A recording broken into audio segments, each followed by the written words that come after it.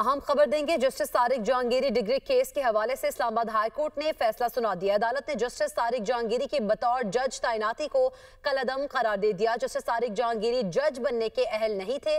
اسلام آباد high court وزارت قانون کو جسٹس طارق جہانگیری کو ڈی نوٹیفائی کرنے کا حکم دے۔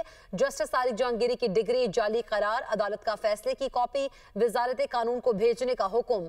طارق جہانگیری بطور جج تعیناتی کے وقت LLB کی درست ڈگری نہیں رکھتے تھے۔ فیصلہ: جسٹس طارق جہانگیری کی بینچ پر اعتراض کی درخواست بھی مسترد کر دی گئی۔ جسٹس طارق جہانگیری کی فل کورٹ تشکیل دینے کی درخواست کو بھی مسترد کر دیا گیا، جبکہ چیف جسٹس سرفراز ڈوگر اور جسٹس اعظم خان پر مشتمل 2 ڈویژنل بینچ نے یہ فیصلہ سنایا۔ طارق جہانگیری کے بطور جج تعیناتی غیر قانونی تھی۔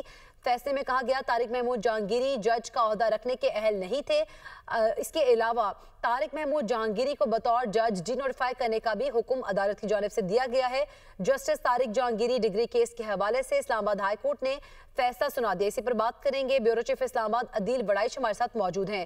عدیل، آگاہ کیجیے گا، مکمل فیصلہ کب تک سنایا جائے گا؟ دیکھیں، ابھی تک جو اس کا آپریٹو جو حصہ ہے جو سامنے آ چکا ہے، اس میں چیزیں بڑی واضح ہو چکی ہیں، اور اس میں یہ کہا گیا کہ انہیں ڈی نوٹیفائی کیا جائے، اور عدالت نے وزارت قانون کو طارق جہانگیری کو ڈی نوٹیفائی کرنے کا حکم دے دیا ہے۔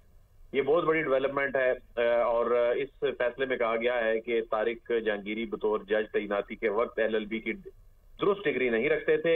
طارق جہانگیری کی بطور جج تعیناتی غیر قانونی تھی، اور طارق محمود جہانگیری جج کا عہدہ رکھنے کے اہل نہیں تھے، اور عدالت نے طارق محمود جہانگیری کو بطور جج ڈی نوٹیفائی کرنے کا حکم بھی دے دیا ہے۔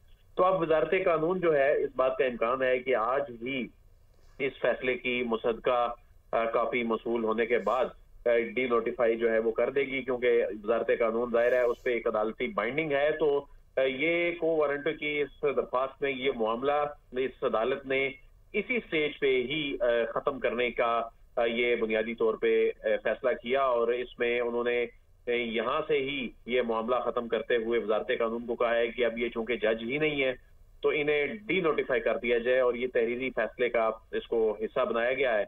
اور طارق محمود جہانگیری نے ایک فل کورٹ تشکیل دینے سے متعلق درخواست دی تھی، اسے مسترد کر دیا گیا۔